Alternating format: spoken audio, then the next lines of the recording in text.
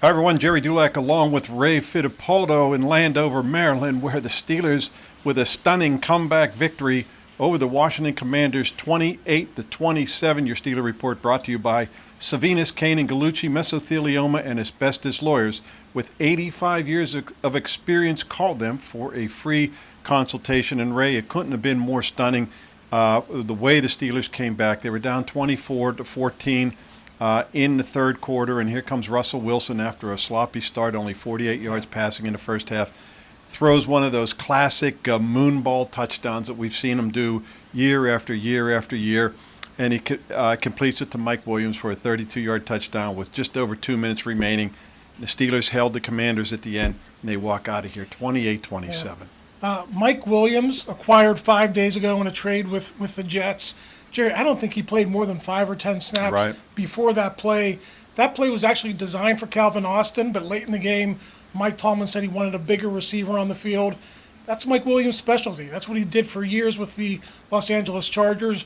Kind of a rough season with the Jets, but he came through with a big catch today for the Steelers. You know, Ray, Mike Williams said after the game that he hadn't even repped that play in practice, that it was designed with Calvin Austin out there. But they put him in there, and Russell Wilson's under pressure, and then he just lofts that ball up right at the pylon. Mike Williams catches it over the safety, and, it was just a stunning end to a game in which it looked like the Commanders were going to win, but big defensive stops by the Steelers, too.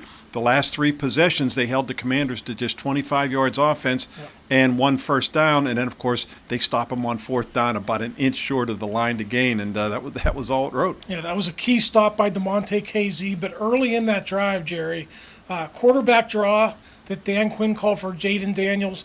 Keanu Benton, kind of quiet for most of the day, made a huge stop there. Just a 1-yard gain. That kind of put them behind the sticks there, in not such a manageable situation. And I thought, along with the KZ stop, that was a big play in that football game. Ray, this is a big win for the Steelers. They come in against a team that was 7-2. They're riding high, 3-game winning streak, hadn't lost at home.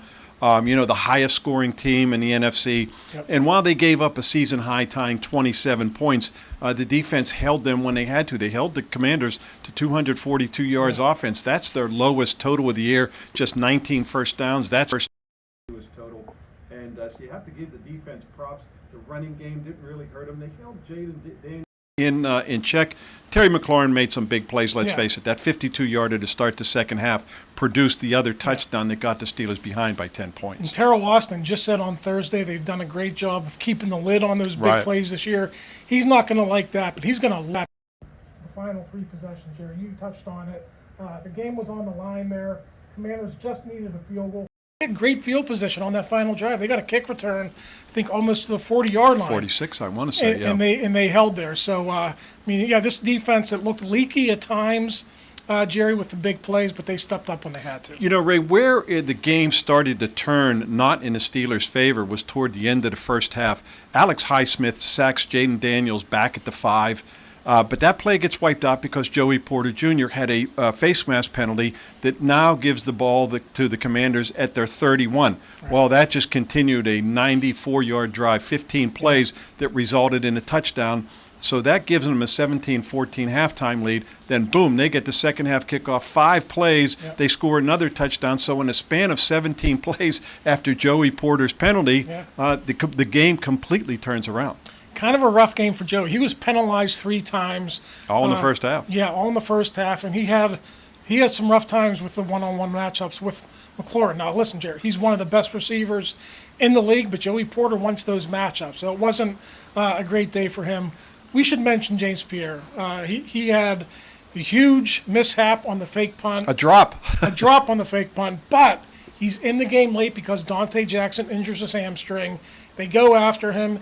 And he has a huge pass breakup, I think, on 2nd or 3rd down on that last drive that helped them win that game. Ray, you mentioned the fake punt. The Steelers come into this game with the mindset they're going to be aggressive. Mike Tomlin said after the game when I asked him, they were coming in and they were going to use that fake punt right off the bat. So it's their third possession. They're leading 7-0. Mm-hmm. They have the ball at their own 16, and they call a fake punt. It was like a stunning call at that point, but that's the way he wanted to coach. And the play was there. Miles Killebrew throws a nice pass to James Pierre, and he just drops it right in his hands. And, of course, 3 plays later, the Commanders go in and score, and now it's 7-7.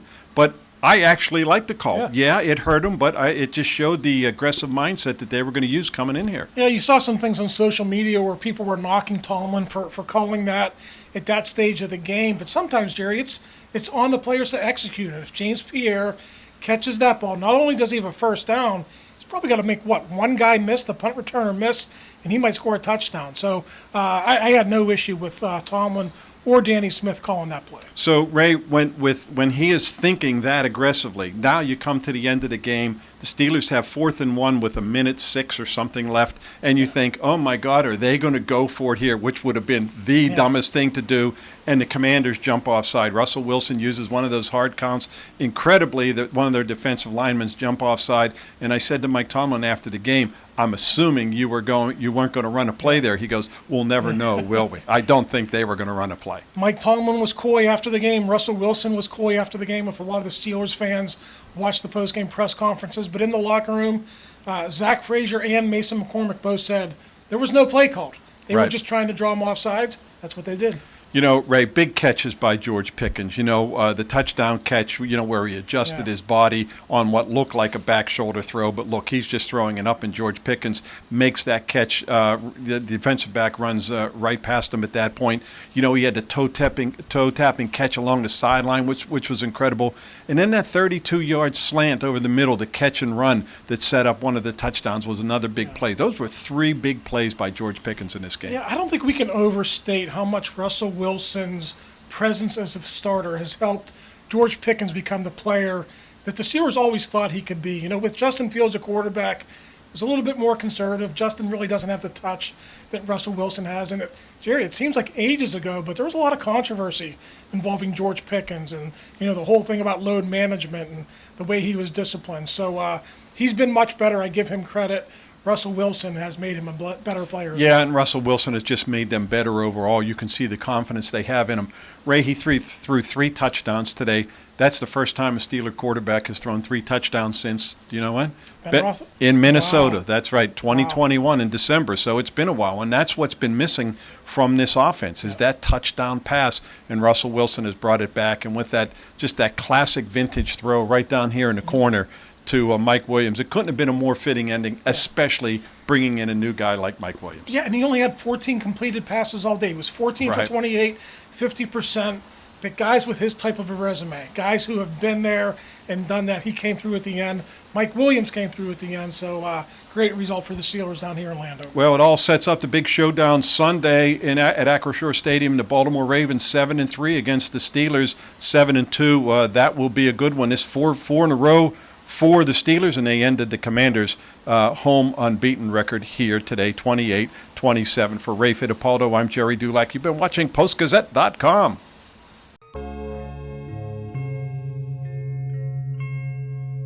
Thank you for checking out this content from Post-Gazette Sports. If you watch this video on YouTube, please like the video and subscribe to our channel. For all of the sports coverage the Post-Gazette has to offer, visit post-gazette.com.